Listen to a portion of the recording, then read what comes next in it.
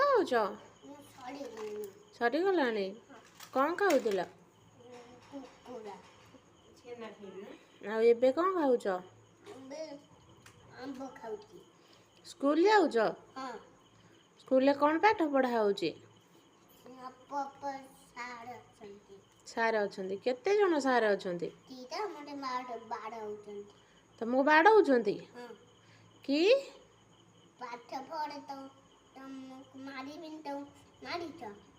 କହୁଛନ୍ତି? ଆଉ ତମେ ପାଠ ପଢୁଛ? କ'ଣ ପଢୁଛ? ABCD ପଢୁଛ? କ'ଣ ଗଳି ପଇଲା? ମହମବତୀ? ଓହୋ। ଆଉ ତମର ସ୍କୁଲରେ ମଧ୍ୟାହ୍ନ ଭୋଜନ ହେଉଛି? କ'ଣ ଦିଆହେଉଛି ମଧ୍ୟାହ୍ନ ଭୋଜନରେ? ଅଣ୍ଡା ଖାଉଛ? ଆଉ ଭାତ ଦେଉଛ?